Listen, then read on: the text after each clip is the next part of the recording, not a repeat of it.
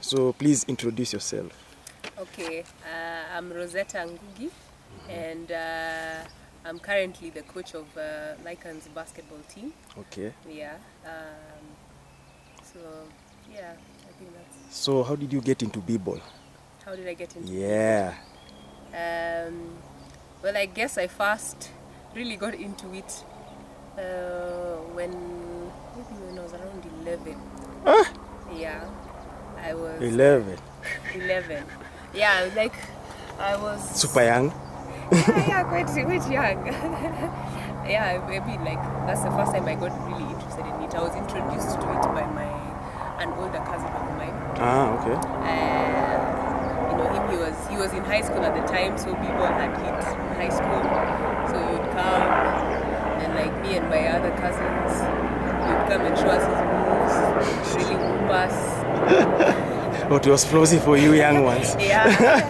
Show us how it's done, and then because at the time, because he was really into it, so he used to like record a lot of NBA action, and the action used to come on KBC, I think, at that time. Yeah, so we got it. He got us into it, and then I got obsessed once I saw Michael Jordan. Like what? Oh, did you fell for him as it was a crash, or you fell for his moves? No, as a player, I was like 11. I didn't even was not bothered as a crash or something. No. I remember. I think it must have even been. I think if I can recall, I used to try and copy because I did not even know how to shoot basketball until I think I was about in class 7. Maybe okay. I mean, like shoot to the hoop. But it was more like I just used to look at the dribbling moves. So it was all about me. I just started dribbling. Because I think maybe it was that boss. There was a Celtics game against Celtics, I think, when he scored 63 points, yeah? Then there was a clip of him, he was captured like doing around like 4 crossovers in a row. And I was like, what? I need to do that. I need to do that. So that's what happened. Yeah. So that's how you fell into love it b-ball. Yeah, so I just got obsessed after seeing this must have been what, in the mid-90s? Yeah, that was like Uko 94 there. Okay. Yeah. So how did you become the Lycans coach / manager? Is there a difference? There's supposed to be there's a difference because you're supposed to have all those functions in the team, but then since we did not have the personnel at the time, it was kind of a spontaneous thing when we just decided to start Lycans. Yeah, so it was actually a continuation of what we used to have over here at Ridgeways, we used to have Sunday Cups. Yeah. So once it died out, us guys, we decided let's try and revive it. Get some of the old guys who used to play and get some new guys who just finished school. Like my cousins, some of them have just cleared high school. So I mean, it was something good for them to get involved in. So yeah. And when was this? So this was we're in what now? So this was probably started Sunday Cup. We revived it probably around the beginning of this year, January, February there. So then now by March now we'd heard about like the NBA. There was because we said why not, let's take this a bit further because we were really enjoying Sunday Cup. So we said it was not enough. We need to play more basketball, more competitive basketball. So let's try and join a league. So we found out about the NBA, and then we signed up for it. Yeah. So this was your first season in the NBA? This was our first season in the NBA. First everything. Okay. So yeah, and actually when we were starting the, I was not planning to become the coach. It happened. Yeah, it was a good thing. I had been coaching before, like for 2 years before at Aga Khan Academy in Mombasa. Oh, okay. But there I was coaching their girls team. Okay. Yeah, so they did pretty well there. So, but yeah, so that's where I learned everything that I know about coaching. But before then, I was just a player, just a love of basketball, a player. No, the one who wanted to do 4 simultaneous moves, crossovers. Yeah. Like Jordan. Yeah. Okay. So yeah, even if you see me as a player, I'm those ones who like dribbling. Oh, like kidogo. Okay, so. Yeah. So why did you become a men's team manager, not a ladies team manager? A men's team manager. Yeah. Yeah. Well, it was not conscious. It was not like I was trying to start a revolution. Yeah, it wasn't like I decided I'll become the spokesperson now of changing the face of basketball. No, it just happened. I mean, just things aligned, I guess. Because first of all, I know definitely, even from my experience, it's very hard to manage a men's team. Yeah. Yeah, because obviously there'll be there are always perceptions about girls, so you're not gonna be tough enough, that kind of thing. So for me, in fact, it just happened because these guys, they already knew me from before, so it was easier for them to respect me because they'd seen me ball with them. I'd been balling with them, so I mean, I can take a hit as good as any of them. In fact, I'm among the roughest one when we handicap. So, in fact, they say anybody who'd come, a new person who'd come and play handicap with us, they'd be the guys who knew me would be do not mark her like a chick. Mark her like a jama? Yeah, don't mark her like a chick. Yeah, so that's what happened. So these guys respected me. So the guys I knew, so mostly it was friends from the neighborhood, and as well as some of my cousins, and my nephews. So it was easy for them now to get the others on board, because we got new players, other players from around, from Kiambu, and some guys who had been pals of my cousins in high school. Okay. They are the ones who just cleared. So some guys from Kayole. So it was easier for them to, for the team to accept me, because these other guys already knew me, so, and they respected me. So okay. Yeah. So as the lycans manager, what successes and challenges have you encountered? Have I encountered? Obviously, it was our first season, so I think we went there expecting that because it's the NBA that, the competition will not be that tough. But what surprises, it's actually very, very tough. Yeah. One thing to note about Kenya or Nairobi basketball is that it's very, very physical, very aggressive. So I think that was one of the challenges that the team had to get over quickly, because we used to play handicap. Yes, we used to rough each other up, but I think we still used to call for each other fouls or things like that. But in the NBA, it's rough. It's also rough. It's just as rough, but what is more is it's more intense, and the guys there have people are not used to playing a full court press games. So that was one of the things that we had.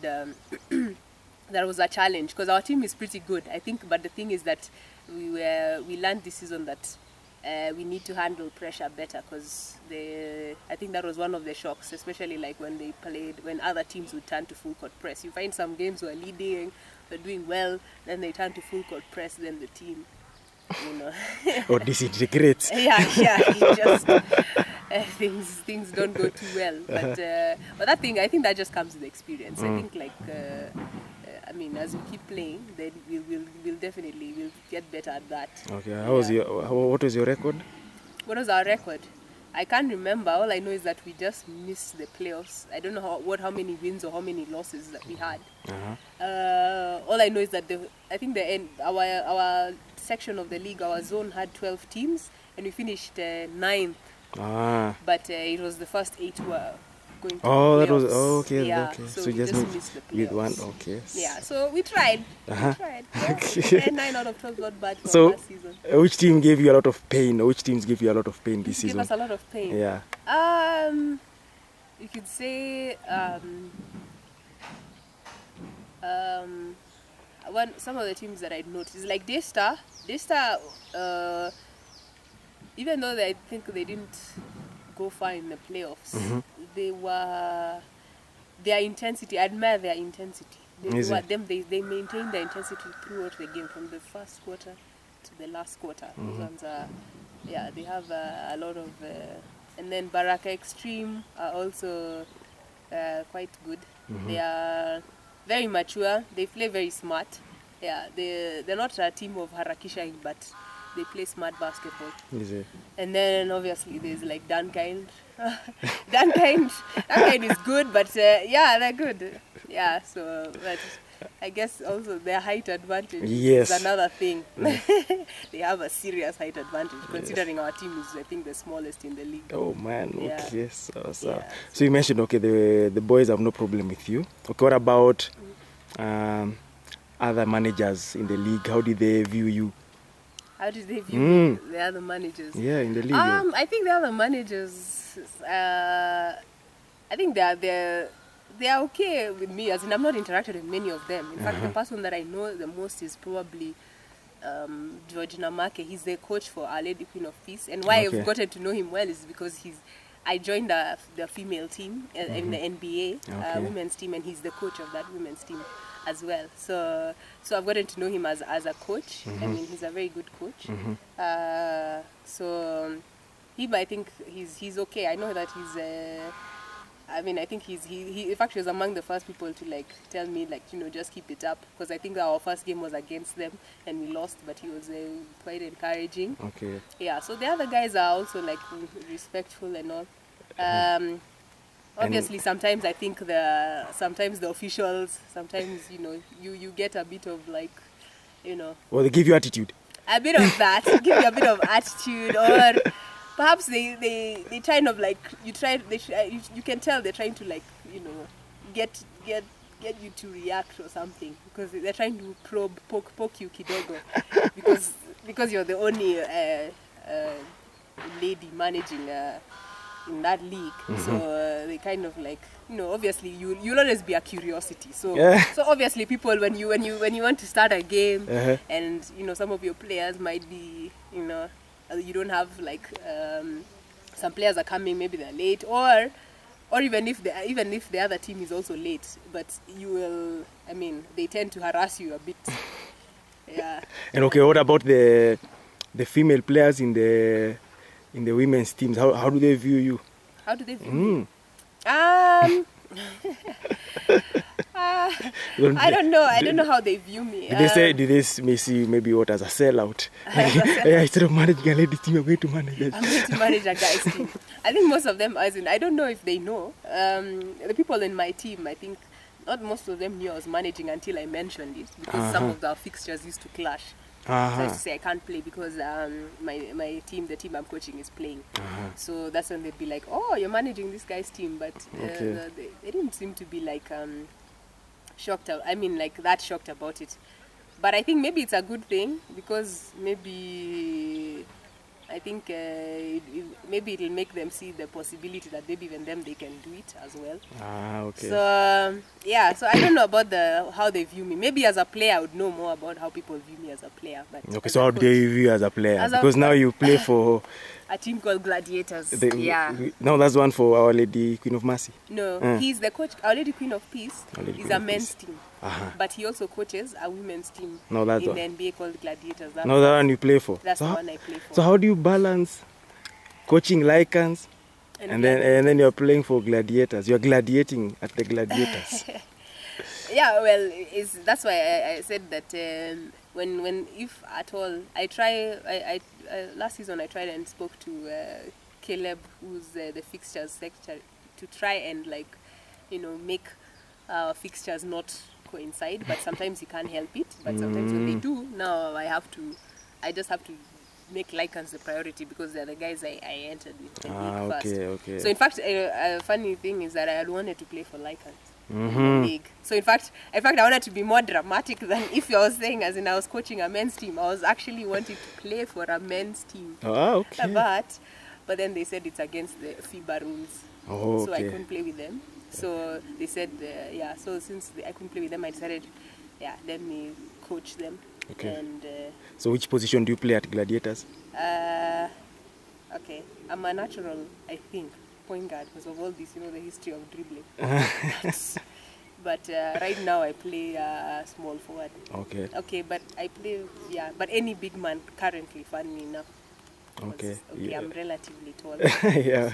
Okay, so how was the season now for the Gladiators?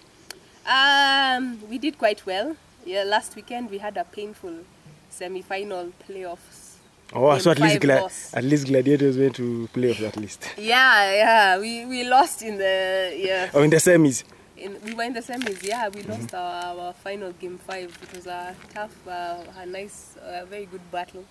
We went to Against the crucial game 5. We against who? a team called Footprints, quite a good young team called Footprints. We Gladiators are the veteran ladies of the league. And then some Footprints came and Yeah, demolished so you. Footprints came. They didn't demolish us. We lost in the last 30 seconds of the game. You know, like Miami Heat style last season. When what happened to Spurs? It was just the same thing. Oh, that happened. Yeah, we were winning until the last 30 seconds. So, but it was cool. It was a nice experience. So tomorrow we play for 3rd place. We start another game 5 series for Is it? the 3rd place. Against who now? Against Parklands-Zaria High School. Yeah. Okay, so Yeah. So, okay, what plans do you have for the Lycans for next season? For next season, well, for next season, yeah, we plan to, add new players to the squad, get more consistent training sessions, so that we can get. Because one of the things that also went against us is the fact that most of our players, because of all this, we used to play in the hood literally, so we used to play a lot of street ball style basketball. So when it came to translating that to the full court basketball, there were a lot of things came up that we need to work on. Okay. So those are the things that we're going to be working on, that learning how to play full court basketball. That's why you see we used to collapse under full court press. As much as people has quite skill, but if you've been watching Hot Sauce, as in a lot, I mean in the street ball or something, so if you go under full court pressure and guys who know how to do it, you'll not know how to dish out the ball in time. So those are some of the issues we need to work on, and we'll get some new players. So some of our older players, maybe they want to retire permanently. Yeah. So I think I think the intensity of the NBA it's a bit I think they just want to stick to Sandy Cup. So it was a good experience for them. But yeah.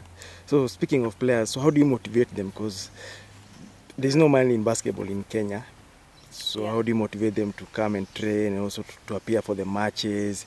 Yeah. How do you motivate them now? That is one of the things now we'll have to think about for next season, because especially because we're going to get new players. This season maybe we got away with not being able, not to have enough finances, because we actually just hustled around, because some of the players were working. So some of them at least have good jobs, so they would pitch in and even pay the share of the other players. They would also help to support the younger guys by giving bus fare and stuff like that. Okay. So we need to really look at that and try and find a long-term sponsor.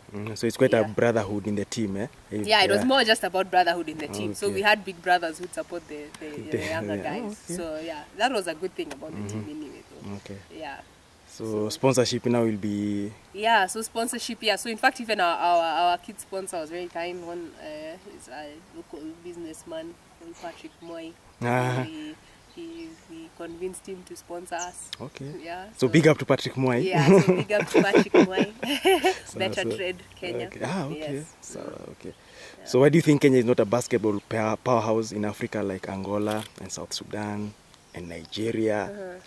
Why do you think that's it? I think with any successful institution or any sports that are successful or in other countries, you find it all boils down to organization, the structures. See if there are not good structures in place, and also the right people in place, then that gets in the way. For example, you see, it just needs one very good manager to change the whole system. We've had examples even in I guess outside the basketball scene, for example in the political arena. I don't want to get political, but you see, the former late whatever John Michuki, wherever he touched, things changed. Yes. Yeah. So it just requires somebody with a mindset who has a clear vision, and then put in the right structures. So make sure everything is transparent. That is one of the issues. So, and then also invest in because structuring also, because if you talk about if you compare these countries like Angola and all, they probably have very good grassroots development Okay. of basketball. So from like primary school, here in Kenya, most people get in contact with basketball In high school. in high school. Yes. Yeah, that's the first time people touch a basketball. So we need to start developing like the leagues from like, you know, from as little as 5 years old. Yeah, because if you find in the States, people have been playing basketball since that age. Yeah. So yeah, that's one of the things that that is a big issue here. And then also another thing I believe is that because our organization of the leagues, like the basketball leagues, I think they need to look into a new direction. Because if you look at teams like, you know, like Manchester, those like football teams, Yes. Manchester United, Chelsea, they're all affiliated to like cities or neighborhoods and things like Okay. that. The way here it is, we don't get fans passionate about it because it's not about hoods. You know, if basketball was about hoods, then maybe we'd get fans. Okay. You know, I'm Okay. sure, yeah, people would want to, you know, go against this particular hood and this, so okay. that's one angle to look at it. And then get now the banks who are actually very well represented in the league now just to do the sponsorship rather than actually say that this is, you're playing for Corp or you're playing for, so just get them to do the shirts. I mean, they sponsor the things, but you're actually representing Buru Okay. or whatever, so that at least you can get more money from the fans. Because now nobody watches basketball a lot because people, they don't feel like they are their teams. You know, like even you can see in the example of the Premier League, you have Gor. Gor has crazy fans, Yeah, it has has major fans, yeah. but you see, because it has roots. Yes. Yeah, the Tusker, as much as it's good and all, not people are not gonna pack the stadium to watch Tusker. Maybe it's because Tusker goes against because Tusker is not tribal. Yeah, it's not Like, tribal. yeah. It's not tribal. But you see, the thing is, okay, it's, you can say tribalism is not necessarily a bad thing. As in, if it's not put in a bad way, you know, it's more about like them, they are representing where they come from. Yes. So they love their hometown, they love their okay. people. So it's like that. So if it was done in a nice way, it's just because, I mean, of politics that we people now view tribalism as a bad thing. I mean, Kenya, we can never we can't say let's erase all the tribes in Kenya and let's just Be national. It's a good thing if somebody took it in a different spin and say everybody needs to be included. Okay. Then now you can say we can all appreciate. It's like the World Cup. It's not like everybody's stoning each other in the World Cup and everybody comes from different cultures. So at least if he goes the hood, at least the hoods, at least they are less whatever. At least they represent more or less. You'll want to go and share your hood team. And if you judge, there's this guy from my hood who can ball. Okay. And then one last thing is that I believe is that also that I expect there's a guy called Victor, I'll also give him a shout out, that he actually pointed this out to me, that what do you call it, that I think because of this issue of now not having good structures and things like that, yes, we have had very good players coming through the high school ranks, things like that, but they never go on to play at club level because there's not enough motivation. You know, there's not, I mean, the money is not good and anything like that. So you find the people we have in the leagues, yes, we have some good players, but we're probably not the best we've ever had. You see, like the sevens team, we can probably say those are probably among the best players we have available in the country. But if you look at basketball, I mean, it's you can't say at Kenya we just don't have talent. No, we probably have talent, it's just that people are not motivated to I'm like, somebody can be sick. We have players who are probably as good as who could reach the NBA, but they've taken other careers because there's nowhere. It's a dead end. Okay. So, and what advice do you have for both aspiring and current female b-ball managers like you? Just take it on. I mean, just do it. You know, the thing is that the more we are, the better. You know, because even in fact, I mean, I was encouraged because Sylvia Kamau, who is the Strathmore uni coach. Okay. Yeah, she was actually the only female coach in the league.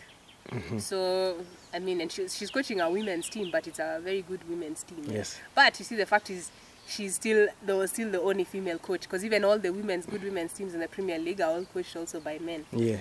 So, I mean, we do need to have more women definitely taking up these positions, and you find that the barrier to most women taking up these roles is just because they just believe that they can't, and you see, like, because there's no one doing it. So it's like, even if Sly maybe wasn't there, maybe I would have also hesitated. I would have been like, oh, okay, yeah, so Sly is managing, but then now maybe I can also manage, because even so for me, it's I mean, just take it on, try it. You don't have to be perfect, don't second guess yourself. You learn. Even me, I'm just learning. I'm still also learning.